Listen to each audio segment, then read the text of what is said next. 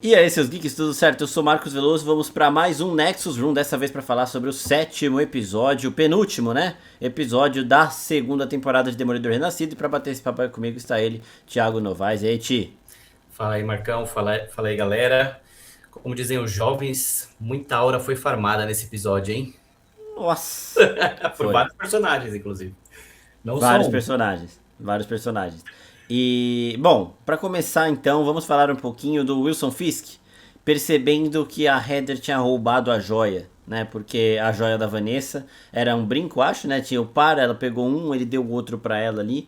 Eu quero saber o que você achou desse momento que já vai mostrando como que o Fisk tá levando a vida, seguindo a vida sem a Vanessa ali. Então ele pega ali o brinco que a Heather roubou, ele mostra para ela vai pedir desculpa e ele fala: "Não, Aí ela, eu tinha que saber segurar os meus impulsos." Aí ele fala, mas você não soube. E ele dá o outro, indicando que, tipo, ele quer a Heather que não sabe segurar os impulsos dela, né? O que você achou disso, do aval do Fisk, pra ela ser esse lado mais sombrio que ela tá caminhando pra ser aí? Primeiro que a gente viu o Fisk durante todo o episódio ainda no luto, inclusive com as roupas que ele utiliza. Sabe um negócio que a gente não comentou no último episódio, que eu reparei? Ele ficou o episódio inteiro em silêncio, né? Você reparou? Ele só falou pela primeira vez na luta, quando aparece a sombra lá do Demolidor no rosto dele. Muito foda. E ele ficou o episódio inteiro em Caralho. silêncio, eu não tinha reparado. Depois da semana eu fiquei assistindo uns vídeos aí, daí eu reparei nisso. Então você vê que ele ainda continua nesse processo de luto. O único que ele respeitou e falou alguma coisa foi o Demolidor, pra você ver como eles se respeitam, né? E, Sim. e bom, a gente viu isso. A gente viu nesse episódio ele dando o brinco, que ela tinha roubado um no velório, agora ele Thor fica com a outra parte. Curiosamente, o brinco ele tem o formato da mancha de sangue que ficava no peito do Milce. Também um detalhe, Sim. ele tem o mesmo formato, não é meio. Ainda mais no ângulo que a câmera pega. E é isso que você falou, é como se fosse assim, não precisa mais se segurar. Agora solta, né? Release the Kraken. Exato. Exato. E esse primeiro take do episódio também mostra ele lá arrumando o quarto. Aquela rosa que sempre seguiu a Vanessa É agora tá verdade. murcha, né? Porque a rosa, a gente tava falando, ela tava vermelha em certo momento, simbolizando o Demolidor também. Ela tava azul em certo momento sobre o Poindexter. Depois ela chega a ficar branca. E agora ela está podre, né? Vanessa Fisk não está mais ali. Também é um sinal de que ele tá tomando menos cuidado com as coisas da casa. Ele tá mais desleixado, assim. E mostra o que você falou também, né? Do luto que ele tá. Que ele vai continuar. E provavelmente esse luto vai fazer parte do personagem daqui pra frente. Porque Sim, uma das coisas que o médico falou no episódio passado que fazia sentido é que tem coisas que elas prevalecem mesmo depois, né? Tem laços tão fortes que essas situações não podem quebrar. Então ele vai carregar esse luto pra sempre. É um novo Wilson Fisk depois do que aconteceu com a Vanessa. E a gente tem esses simbolismos também. sim. Você sabe que tem uma cena bem legal neste episódio que mostra o quarto, porque normalmente o Wilson Fisk, como ele é filmado às vezes de baixo para cima, para dar essa impressão de que ele sempre está acima, e sempre ocupando uma parte grande, né? Sempre imponente, assim. Tem um take deste episódio, eu não sei se é no começo, não me lembro, se é mais pro meio, que ele filma o quarto inteiro dele, e ele tá sentado na cama, e ele, se você divide a tela em 9 quadros, né, 3, 3, 3, ele tá como se Sim. fosse no quadrante de baixo no meio, e ele tá refletindo no espelho, ele tá com o terno preto. Então você vê que, como ele tá ali, e eu acho que ele tá chorando, se não me engano, que eu não sei se eu já tinha visto o Wilson Fisk chorar. Então mostra como ele realmente tá quebrado, mas é o que você falou, ele não tem mais os cuidados básicos tudo mais. E a gente tá vendo que as consequências disso, né? Desse luto. Que a gente vai falar É, mais no final do episódio, a gente viu muito bem, inclusive. exatamente. E aí a gente ainda tem a gente vê a situação da cidade, né? Como é que tá essa divisão? A mídia tá paralelo ali. Ela tá tem mídia apoiando a Força Tarefa, tem mídia apoiando a revolução que o Matt está comandando. A gente vê uma máscara do Demolidor jogada na prefeitura ali, na frente do prédio, que teve a revolução, os manifestantes estão usando essa máscara como símbolo. E a gente também teve a Torre dos Vingadores de novo sendo mostrada lá a fundo de Nova York para indicar, né, que eles estão por ali, por mais que essa seja uma situação que eles não vão se meter, até porque a gente viu no final de Thunderbolts que eles estão com problemas no espaço, eles talvez nem estejam na Terra nesse momento, né? Tenham ido interceptar ali, aconteceu alguma coisa. Mas o que eu gostei deste episódio e dessa temporada inteira de como está sendo trabalhado é a Karen Page, porque aqui ela está sendo presa, o Marrone volta, né? Isso aí a gente vai falar mais pra frente também. Mas ela tá sendo presa, o Fisk vai visitar ela. e ela tá completamente assim, não tenho nada a perder. Você pode me ameaçar, você pode fazer o que você quiser, eu vou rir na sua cara. E ela vai, ela tripudia dele, e a gente faz o paralelo com a primeira Karen Page que a gente viu, que era uma Karen Page totalmente aterrorizada por conta do Fisk estar atrás dela. É uma evolução de personagem muito interessante também, né? Pode crer. Bom, da Torre dos Vingadores que você comentou foi um relance, né? Tem, inclusive, a torre tá diferente. Tem até eu não sei, se tinha um negócio pontiagudo atrás da torre. Eu não sei se faz parte da Torre dos Vingadores nova, mas é bem legal mostrar aqui a conexão desse universo. E sobre a Karen Page, para mim foi a primeira farmada de aura. Primeiro que, assim, quando ela foi... quando eu vi ela na prisão, eu achei curioso, que eu falei, pô, mas eu achei que os caras iam esculachar, assim, iam matar ela. Mas não, depois eu entendi que faz sentido ela estar presa porque ele está em busca do todo, né? Não dessa vingança Exato. pessoal e particular. E, e você vê que o Wilson Fisk ele foi intimidar e ela foi para cima dele. E ela foi peitando ele Sim. ali, foi, né? Até que ele enforcou ela. E eu acho que se fosse, como ele, inclusive foi um paralelo com como ele matou o Ben Urich na primeira temporada. Se fosse o rei do crime ali 100%, provavelmente ele teria matado ela. Mas não, ele também estava pensando no todo, apesar do luto, apesar de tudo mais. E eu tô achando bem legal a construção que estão dando para ela, porque ela tem um passado muito complicado da história com o irmão dela e tudo mais, mas esse desenvolvimento, acho que foi uma das personagens que mais se desenvolveu nessa temporada, então foi muito bacana. Desde o começo também. E aqui ela tá, mano, num nível de meio É, que psicopata, assim, tá assustadora, tá ligado? E aí só depois disso tudo a gente tem a abertura.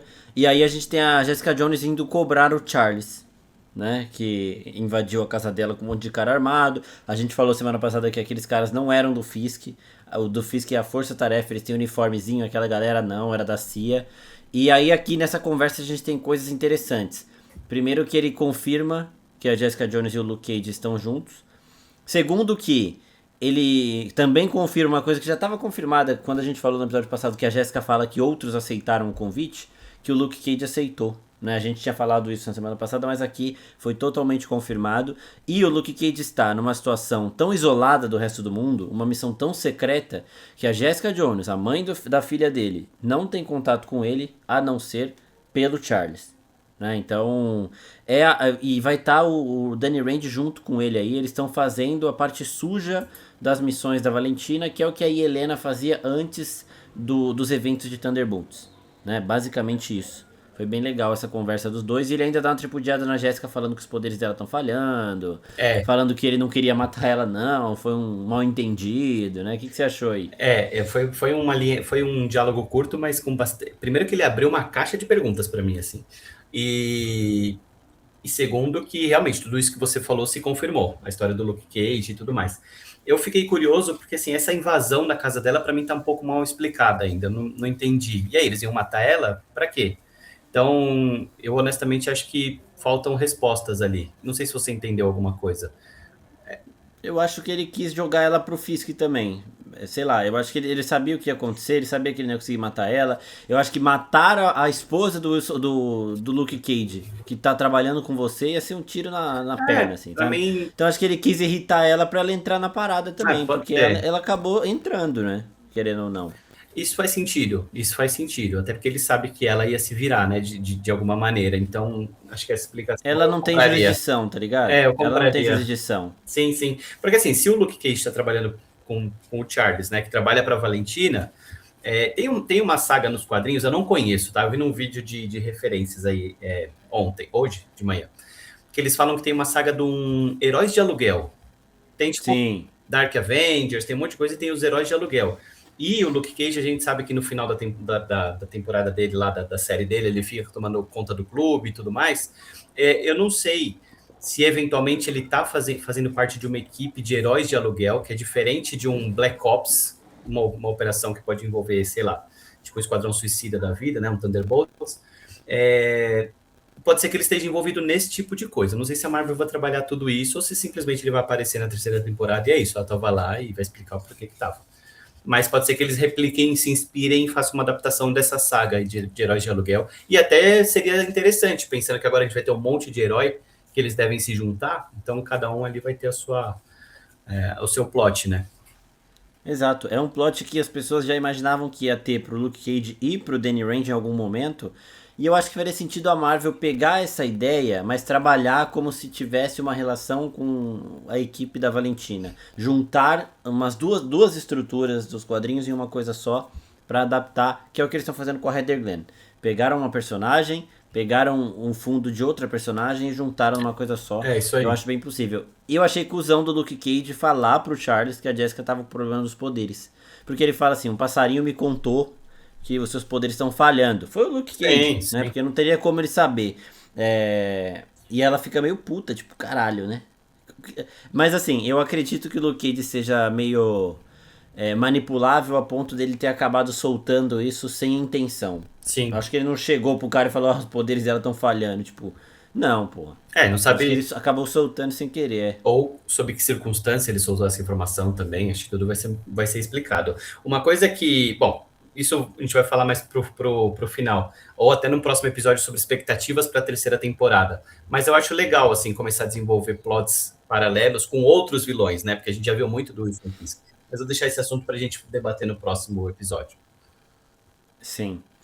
Aí a Jéssica e o Matt de novo eles se encontram. Aqui eles estavam no mesmo lugar, pelo menos aqui eles estavam de óculos, né? Não dava nem pra gente ver pra onde eles estavam olhando. É. Mas acho que eles estavam juntos agora. Eu acho também que eles estavam juntos. É a situaçãozinha ali que acontece. E aí, uma coisa que o Charlie soltou também pra Jéssica é que o Wilson Fisk ia tentar matar a governadora. Então ela já passa isso pro Matt, o Matt depois já solta o Dex pra impedir que isso aconteça. Porque a governadora atualmente é quem pode prejudicar o Fisk politicamente falando, né, nas pretensões e ambições políticas dele. Então, essa é uma missão que o Matt tem que fazer. Eles têm uma conversinha ali, sempre boa a interação dos dois, mas o foco principal é isso, né? O que o Fisk vai fazer agora? Eles não sabem se o Fisk teria tanta coragem assim, se o Charles está falando a verdade ou não, mas eles não vão pagar para ver. Então o Matt já sai, já solta o Dex, eles também têm uma interação ali meio interessante e tal. E ele fala pro Dex, ó, se quiser uma chance, você vai e faz isso aqui. E o Dex, mano, pra ele ali ele já tá fazendo hora extra. É uma parada que tem em várias séries aí, tipo, a pessoa passa por uma situação que ela acredita que ela devia ter morrido, então ela já se considera morta. Tudo que ela conseguir depois ali pra ela é lucro tal, e vai sem medo e tudo mais. E eu acho que o Dex tá nessa vibe, né? Porque ele tá louquinho pra morrer, mano. A gente viu alguns encerramentos de arco nesse episódio. Um deles, para mim, foi o do Dex. E aí eu até trago uma outra coisa que você trouxe em um dos episódios que a gente fez, que é se eles segurariam um especial. Eu acho que o caminho agora está pavimentado para isso, porque assim, eu via duas coisas. Eu achei que ou ele ia morrer, tanto é que a gente até apostou no nosso bolão do começo da temporada, né? Aham. E aí, como depois que as coisas. Acertamos dois dos três, tá? Dois. E aí, depois que as coisas. Não sei se tinha um plano de matar ele, porque ele mesmo queria isso, né? No próprio. Quando a Karen tenta matar ele, ele fala, vai, tipo, me mata, já encerra logo com isso. E ele provoca ela pra fazer, né? Não é que ele tava Exato, e ela fez. tentando se O Demolidor, safar. ela dá o tiro, né? O Demolidor impede. E aí o Demolidor libera ele e ele fala, cara, eu te odeio por você ter matado o Fog, o Agente Nadim, o Padre. Então ele até cita as coisas da série das primeiras temporadas, que eu achei bem legal. E ela fala, vou te dar uma chance de fazer o bem e de equilibrar a balança. Que mais uma vez entra naquele conflito que a gente fala do Demolidor matar ou não, né? Porque ele sabe que liberando o Pointex ele vai matar, cara. Ele fala, tá, mas eu não prometo nada. Pô, então ele tá. Mas enfim, acho que esse é inclusive um dos conflitos e uma profundidade bacana do personagem Demolidor, né? Essa balança. E ele fala, vou te dar uma chance de equilibrar e certeiro, né? E para mim essa é a segunda farmada de aura do episódio, quando ele impede o assassinato da governadora com duas faquinhas, uma delas ricocheteando no lustre, igual a gente viu naquele episódio dele no começo da Lagosta. E ele saindo da casa com aquela luz azul por toda a mansão e tudo mais. Eu, tipo assim, cumpri minha missão, a minha balança tá equilibrada, resolvi com a Vanessa, resolvi aqui do jeito psicopata dele, óbvio, foram 2 assassinatos. E agora o caminho dele tá livre. Tipo, pra quê? Eu acho que nessa temporada meio que se encerrou. Então, e eu honestamente fiquei feliz. Pra mim, o caminho o que eu tava com mais dúvida se ia ser bom ou se não ia ser o dele, mas no final eu gostei desse final de arco e certamente ele vai voltar em algum momento. Ele era do FBI, né? Então eu acho que, tipo assim, ele já tinha uma relação com o governo. Ele é um personagem que combina mais com as intenções da Valentina do que qualquer outro que a gente falou aqui, por Exato. exemplo. né? Eu vi gente cogitando que a Valentina colocaria ele dentro dos Vingadores pra ela ter um espião lá dentro. Alguém que ia falar pra ela o que a Helena tá tramando, mas eu acho que ela não tem esse poder.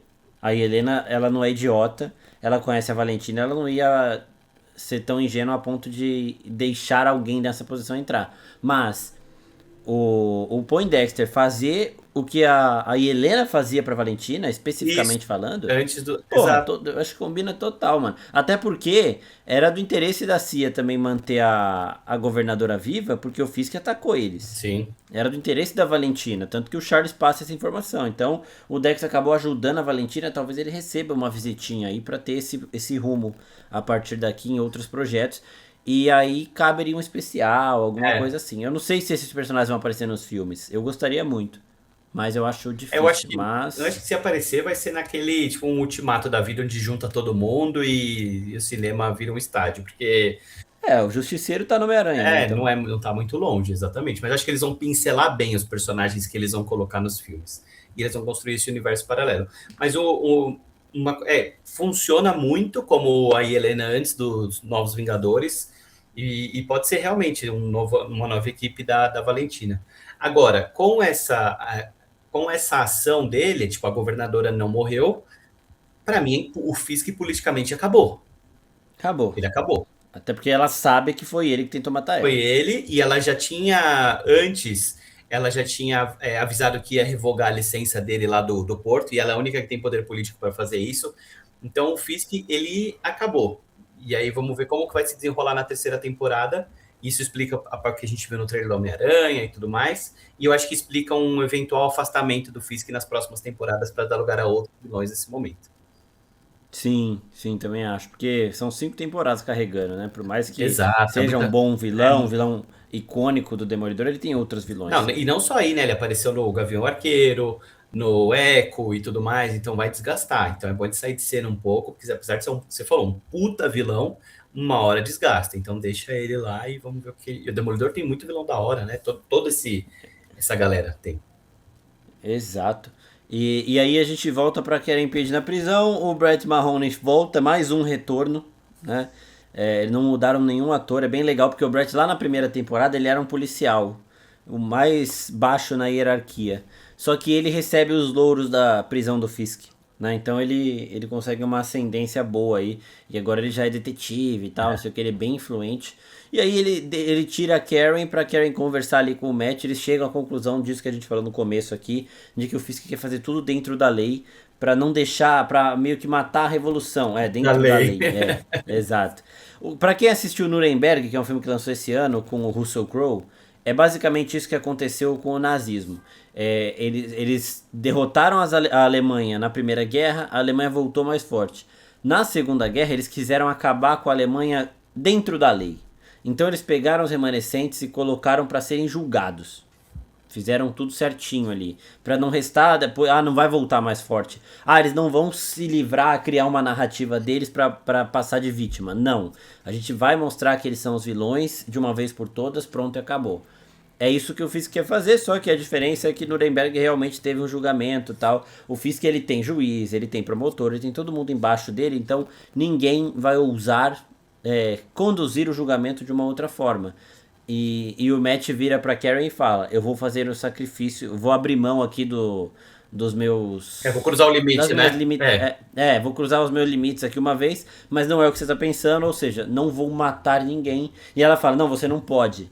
E aí ela entendeu que ele voltaria a ser o advogado Matt Murdock. Tanto que no recap do episódio eles passam a ceninha do Matt sendo procurado como um herói, né?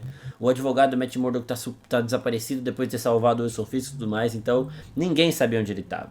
Na época do Jack ser julgado, ele não apareceu. Mas com a Karen Page ele vai aparecer, mesmo sabendo que talvez seja isso que o Fisk queira. Ele vai aparecer porque a armadilha, quando você sabe que a armadilha, você também consegue se preparar, né? E aí eu acredito que o retorno dele no julgamento seja uma das farmadas de aura que você tava falando, Sim. porque puta merda, velho. A gente teve muito Demolidor, mas fazia falta um Matt Murdock aqui, tá? Nossa. É, é, eu confesso que, putz, cara, eu gostei demais, assim, dessa cena. Não só dessa, da volta dele, óbvio, mas de toda a construção na corte, que a gente teve muito disso na primeira temporada, né? Especialmente pela Hector Ayala. E quando a gente vê eu sempre esqueço o nome dela. McDuffin. Acho que é McDuffin. É a Kirsten. A Kirsten, isso. Quando a gente vê ela, muito foda, inclusive, porque, né, fazendo o show dela e tudo mais, Animal. E a juíza fala, não, você não tem júri aqui, você não precisa impressionar ninguém. Ela fala, você tem certeza? E aí a gente vê as câmeras, eu falei, porra, muito foda, cara. E aí, claro, ele voltando e todo peso para isso, ele, de novo, a gente já tinha visto a cena dele com o Powell na primeira temporada, e de novo ele questionando e fazendo pergunta e expondo a hipocrisia do Esquadrão Antivigilante. Pô, sensacional, cara. Eu achei toda a cena muito boa. Essa da Kirsten foi foda também, porque ela vira com uma cara de satisfação, mano. Não, tem certeza. A juíza tira do registro do julgamento que ela falou ali, mas o júri, que é a opinião pública, já viu tudo. E é legal porque você vê a evolução dela em relação ao julgamento do espadachim. Porque lá ela ainda tinha uma indignação do tipo assim, não é possível que esse circo tá acontecendo e todo mundo tá sendo conivente com isso. Aqui ela já sabia que o circo estava montado, ela já sabia que ela não ia arrumar nada e ela foi por outro caminho. Então ela trouxe, primeiro ela expôs a hipocrisia para a população ver, não para o júri ali daquele tribunal, mas para a população toda, que para mim é o que eu falei, reforçando o fim político do Fisk. E, claro, trazendo de volta o herói desaparecido, né? O herói não, entre aspas não, o herói mesmo desaparecido de Nova York, que é o Matt Murdock. Então, maravilhosa essa cena. Foi muito bom essa cena aí, mano. Inteira, realmente, né? O Matt voltando, a Kirsten dando essa deitada aí também. Porque, porra, o Cole matou o Hector Ayala e agora ela mostrou pra todo mundo que, assim, este cara matou um vigilante que foi inocentado e ele tá aqui, atuando como se ele fosse o protetor da sociedade, como pode. E ele mesmo, o Cole, ele fica meio... Ele se entrega, a expressão corporal dele se entrega. Tipo, porra, como que ela sabe disso, sabe? Ele se entregou ali. Foi muito bom, cara. Total, foi muito bom mesmo. Até o próprio Powell também dá uma alfinetada, né? No Cherry, porque ele fala, o que a gente tá fazendo é sério, igual um ataque do coração. E o Cherry teve um ataque cardíaco ali e, tipo, ele já olha meio puto, assim, né? Porque o Powell também é bem folgadinho. Então... E ele tem ele tem uma rixa com o Demolidor, porque ele tomou uma surra, né, na primeira temporada. O Demolidor, o Matt Murdock tirou mó barato com ele, inclusive no tribunal, que fala, meu pai dizia que o segredo pro olho roxo é ter mãos mais rápidas. Então, pô, ele deve ter né? Sim. É foda. E aí, quando eles acabam o julgamento ali, um dos motivos do Matt não aparecer é que ele estaria se colocando em risco, né? E aí eles percebem que a Força Tarefa não sai dali também, tava esperando eles. Quando eles descem, tem aquela emboscada. Não morre ninguém dos principais. E o Matt consegue matar, não, né? O Matt consegue derrotar os 4 ali. Ele acerta o volante. Ele acerta o volante, né? Até achei que ele tinha acertado o motorista, mas quando ele arremessa o bastão, trava o volante, né? Eles batem o carro. Porque ele sai mancando, então pelo menos desacordado todos os caras que estavam ali ficaram. Sim. Né? E tinha mais gente além do Matt ali, as outras pessoas matam. Né? Se tem policial tá no meio do tiroteio, tá tomando tiro, ele vai atirar de volta. Né? E aí o Matt sai mancando, porque ele chegou a tomar um tiro na perna, e ele vai pra igreja, né? E essa cena é muito boa, porque aí o Matt começa a fazer uma oração e vai mostrando todas as pessoas ali, mas isso é mais pra frente no episódio. Tem a conversa do Fisk com a Heather Glenn aqui, e uma coisa interessante do julgamento também é a gente ver que no começo do episódio a gente vê a mídia tratando a situação. A mídia tá dividida, 50-50. O povo não. O povo tá total Matt Murdock, tá total Karen Page, porque a Karen tá entrando, não tem uma pessoa vaiando ela. Tá todo mundo gritando, vibrando por ela ali, estão apoiando. E aí, a gente sai um pouco de toda essa trama que a gente tava vendo no episódio até agora e vamos para Daniel e Bibi Yurik. Essa parte também tem o seu valor, assim, grande valor, porque o Daniel, ele é o inocente da parada, ele é o ser humano no meio dessa galera que não comete erros. Ele comete erros. Ele deixa o coração falar mais alto. Todo mundo é muito calculista aqui. Ele não, né? Então ele faz o que uma pessoa comum faria na situação dele. Ele é uma pessoa comum envolvida com gente que mata os outros sem maior remorso, com gente que manipula, faz corrupção, tráfico de droga, contrabando e tudo mais. Ele é o civil ali, tá ligado? Então pra ele é tudo muito estranho. E ele meio que tem uma dificuldade de acreditar que aquilo tá acontecendo. Tanto que no momento final ali, ele também tem dificuldade de acreditar que vai acabar ali, tá ligado? Tipo, porra, eu me meti numa parada que as pessoas matam mesmo, É, tá ligado? O que é isso, mano? Então, eu gosto de como dessa parte que o Daniel traz pra esse time do Fisk. Eu gosto de o Buck gosta do Daniel, é. tá? E tipo, ele fala isso em um dos episódios com a Heather Glenn, ele fala, você aprende a gostar dele. Então, pro Buck também é muito difícil. E é por isso também, por ele ser o mais humano, o mais falho desses todos, é que a Bibi convence ele tão rápido a mudar de lado. Sim. Mano, ela joga três palavrinhas de genérica ali e ele, beleza, vai embora, tó. É, a convicção dele não tava tão forte assim. Ele não é essa galera que tortura, que é especialista em interrogatório e tudo mais. Não, mano, ele muda de ideia, ele é volátil, ele é indeciso, não sei o que. Então, eu gostei bem de como tudo isso foi conduzido e eu achei um final bem honesto pro personagem, tá? Porque assim, eu quero saber como a Bibi Yurik vai ficar, sabendo disso, porque vai ser na conta dela. Sim. Vai ser na conta dela. Ele entrou nesse primeiro momento porque ela tava dando as informações que ele passava Mas ele pra trocou ela. a vida dele pela dela. Acabou. É, ele trocou a vida dele pela dela. Talvez ele achasse que ele tinha um poder de barganha com o Buck, né? Mas ele sabia que ele corria esse risco. Mas pra ela, Bibi, vai ficar na conta, tá ligado? Eu quero saber também como que ela vai reagir. Eu quero saber o que você achou de toda essa cena. O episódio chama A Terrível Escuridão, porque e é um episódio pesado, se a gente for ver, né? Porque ninguém tá bem. É aquele episódio que você vê que ninguém tá bem. E eu acho que diz muito sobre isso, porque a gente vê pessoas boas fazendo coisas ruins. Por exemplo, o Daniel, se a gente olha para o Daniel, ele não é, e ficou provado isso, ele não é uma pessoa ruim.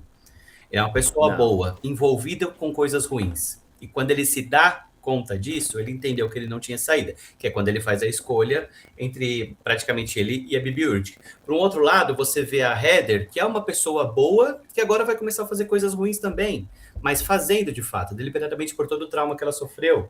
Você tem o Poindexter, que é uma pessoa que agora é ruim por conta de todos os traumas e problemas psicológicos que ele tem, tentando equilibrar a balança fazendo coisas boas, entre aspas, né? Então é um episódio muito pesado neste sentido. É, a gente apostou que o Daniel ia morrer nessa temporada. Inclusive, gravaram um outro final para ele, né? Estendendo que ele sobrevivia a tudo isso. E eu acho que não seria bom. Eu acho que o arco dele acaba aqui, de certa maneira. É uma cena muito pesada, porque o Buck ele já tinha mostrado em vários outros momentos que ele não gosta de fazer isso que ele faz, mas ele faz pela lealdade que ele tem ao Fisk, de matar pessoas, né, e tudo mais. Ele tem um dever, ele vai lá e faz isso. A cena em si dele matando é muito pesada, porque antes dele matar o Daniel, ele ainda bate muito nele, né, sempre a contragosto, você vê que ele tá Muito. sempre ali contrariado. E o Daniel fala uma frase que eu achei incrível, que ele fala assim: quanto tempo até você tá aqui deitado com uma arma, com alguém apontando uma arma para você? E é isso, no final do dia não existe lealdade entre bandidos. É assim, se uma hora eu precisar escolher entre eu e você, vai ser eu. E hoje é o Buck É, que está exato. escolhendo, mas amanhã alguém vai escolher pelo Buck e é assim que é. E você sabe que essa cena me trouxe, antes que alguém que está ouvindo me xingue, não estou comparando, só estou comparando o que eu senti naquele episódio maravilhoso e memorável, um dos melhores episódios da história de uma série que é o Ozymandias, do Breaking Bad. Sabe quando você sabe o que vai acontecer, mas você tem a esperança que não aconteça? Sim. E quando o Daniel começa a falar, eu falei, cara, alguém vai aparecer, ele vai sobreviver, o Buck vai se arrepender, porque ele gosta do Daniel, mas não, ele vai lá e mata o Daniel, e eu falo, puta merda, ele matou ele mesmo. Então, é aquilo, você sabe, ele já estava com a decisão dele tomada.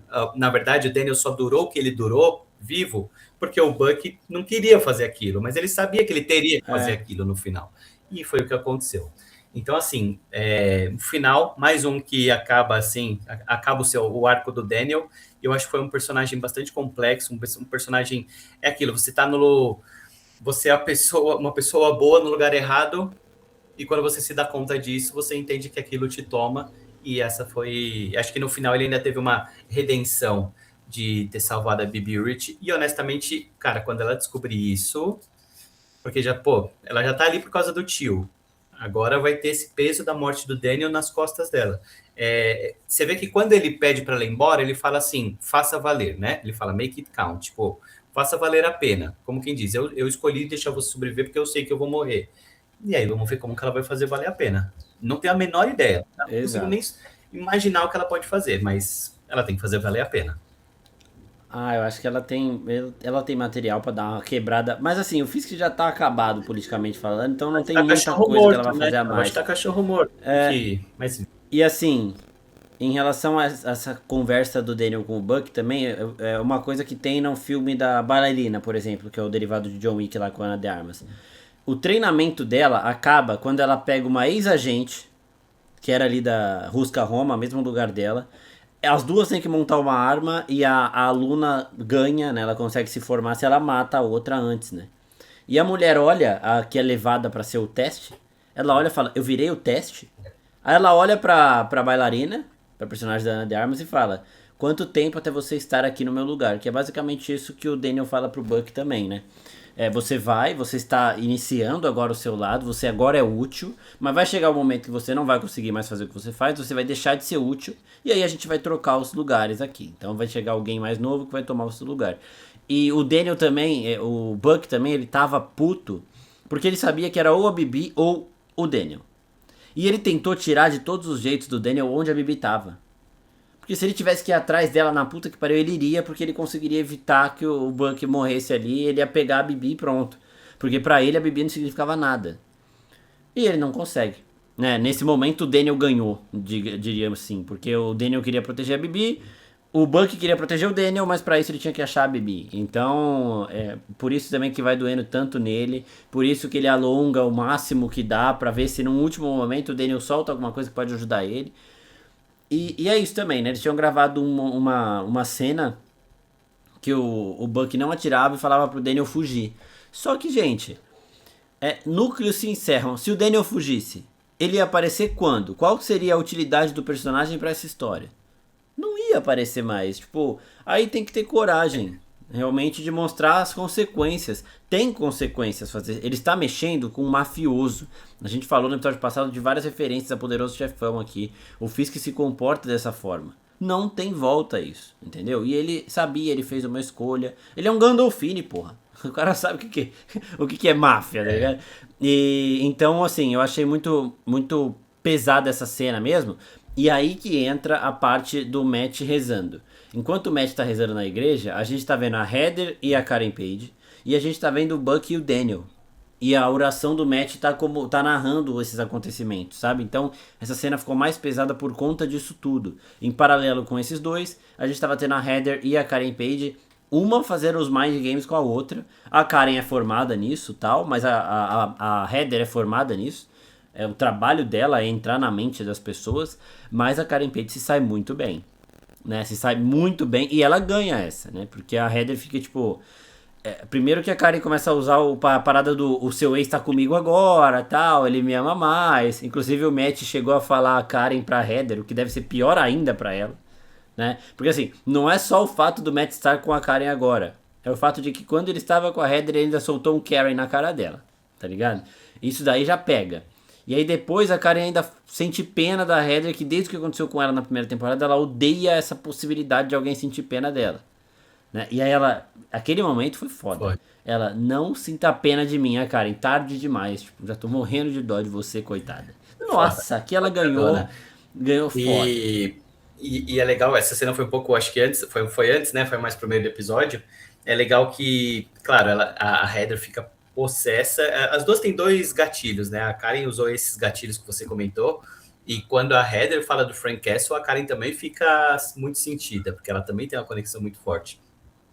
E ela toma dois tapão lá, que ela estava presa e amarrada, senão acho que ela não teria muito para Heather, acho que ela ia tomar uma coça.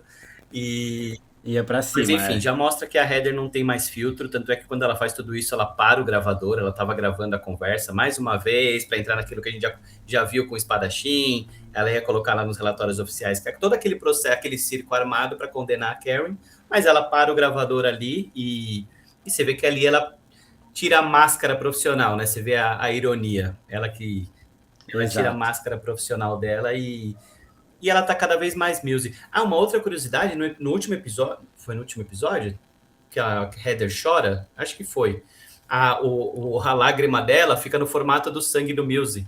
tipo, a lágrima escorre e fica o cabelo. Ah, Então, um caralho. detalhezinho também. Então, tá muito claro que ela vai ser a Lady Mills na próxima temporada.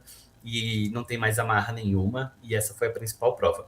E aí, voltando para a cena que você comentou da oração, que ele está fazendo a oração para São Judas Tadeu, que é o santo das causas perdidas. Ficou bem legal a cena, né? Ele já tinha tomado tiro, ele vai para a igreja. Por isso que eu acho que foi um episódio pesado, porque enquanto ele está fazendo essa oração, essas coisas estão acontecendo. O Daniel está morrendo, a Karen está na prisão e ela sabe que ela vai ser condenada, porque é aquele círculo. E aí eu não sei, tudo isso está caminhando para onde, né? Que é o grande finale, que é o último episódio da temporada.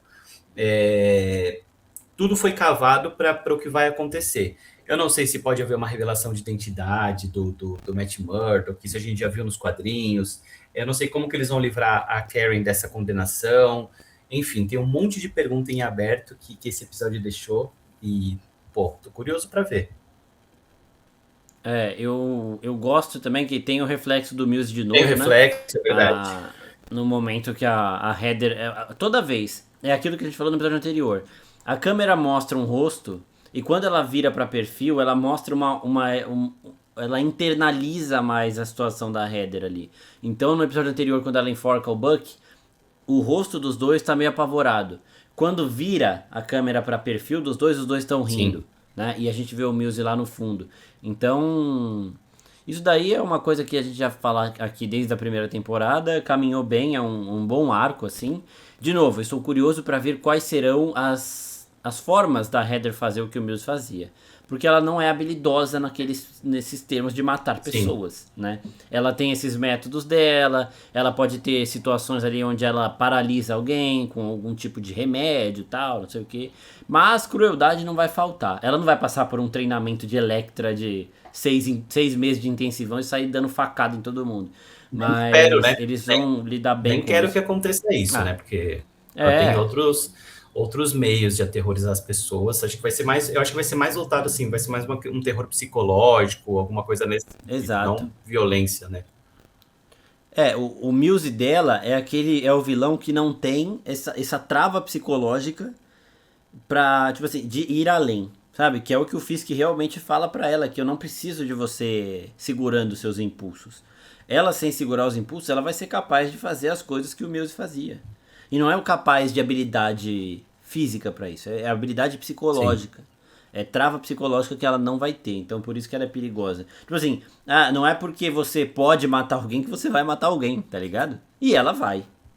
Então eu gosto de como tudo isso é trabalhado. Seria legal ver ela atrás da Karen Page pela situação aqui que já rolou das duas aqui na próxima temporada. Mas eu acho que ela vai atrás de muita gente. Acho que vai ser um. Talvez ela seja o foco da próxima temporada ou algum dos focos, né? Acho que a gente vai ter. Do mesmo jeito que provavelmente a gente vai ter mais heróis, a gente vai ter o Luke Cage, a gente vai ter o Danny Rand, a Jessica Jones, a gente também vai ter mais vilões entrando por aí. Tem muito campo. Mas eu gostei demais dessa conversa das duas. Gostei de como. Gostei em termos sombrios, né? Não foi algo que me deixou feliz. Da morte do Daniel, eu quase chorei. Foi pesado. Quase chorei no Daniel. Porque ele é isso que ele é humano, né? No meio dessa galera. E aí o Matt rezando por ajuda e tal, e chega a Jessica Jones ali na igreja, tal, a bota inconfundível, né? Às vezes eles escolhem mostrar a chegada de alguém pelas cores, às vezes por alguns itens, por sombra, tudo, mas cada hora de um jeito diferente, mas não falha. Mostrou a bota, Jessica Jones. Jaqueta, Jessica Jones. O roxo, Jessica Jones, tá ligado? Então, foi bem legal também a forma com que eles fazem isso. Ela chega para salvar o Matt Murdock ali. E aí caminharemos para os eventos do último episódio desta temporada. A próxima temporada já está confirmada para 2027, então é uma temporada por ano mesmo. É uma série que permite isso, né? Ela não tem aqueles grandes sets, grandes CGI que demora mais para fazer. Então por isso que essa história está sendo mais rápida de chegar, porque é uma estrutura mais fácil de fazer. E mais um bom episódio. O melhor episódio da temporada pra mim ainda é o anterior, mas esse aqui também é mais um bom episódio de Demolidor Renascido. É isso. Mais um excelente episódio, aquele episódio de preparação mesmo. E expectativa alta para o próximo episódio. Eu acho que o próximo episódio ele vai ter uma parte de resolução de tudo que aconteceu na primeira temporada e a preparação para a próxima temporada. mas acho que vale a pena no próximo episódio a gente falar um pouco das expectativas e comentar sobre isso. Mas é o que você falou, mais um episódio excelente entregue. Uma temporada toda muito consistente, né? Exato, e é sempre bom lembrar que o especial do Verdade. Justiceiro sai na outra semana como se fosse um episódio extra. Então semana que vem tem o final da temporada e na outra semana tem o especial do Justiceiro que também vai ter um Nexus 1 aqui, eu e o Ti vamos falar mais, porque ele vai funcionar como meio que um episódio extra aí dessa É, temporada. e E quase é isso. um episódio que eu acho que vai conectar com Homem-Aranha também. Mas enfim, vamos fazer um, É, né? é, Eu acho que eles estão exatamente. construindo tudo isso nesse time por algum motivo. Não vai ser só uma coincidência, né? Então, tô bem ansioso. Falta o quê? 2 meses pro É Homem-Aranha julho, também, né? né? Tá Julho, a gente não chegando. sabe praticamente nada, a gente É, tem um trailer do filme e todo esse timing do Demolidor. Tem elementos do Demolidor no filme do Homem-Aranha, Frank Castle tá lá, a gente vai ter a resolução, é. Demolidor, e depois, daqui um mês, o filme, pô, pra mim tá tudo conectado. Eu tô cada vez mais convencido de que ele está lá, mas eu ainda não consigo provar. Não, pô, tem um monte de gente de Então, pô, Demolidor no não trailer tem. ali, a própria Sheila, Chama. mano. Ô, vamos ver, né? Mas realmente aqui tá uma temporada que tá caminhando bem, uma estrutura mais saudável aí, não precisa de grandes batalhas toda hora, não sei o quê. E, de novo, cheio de formação de aura. E semana que vem voltaremos pra falar do último episódio desta segunda temporada. Obrigado, Ti, obrigado a todo mundo que tá ouvindo aqui. E até a próxima, pessoal. Valeu, galera. Valeu. Valeu, Marcão. Até a próxima. Boa.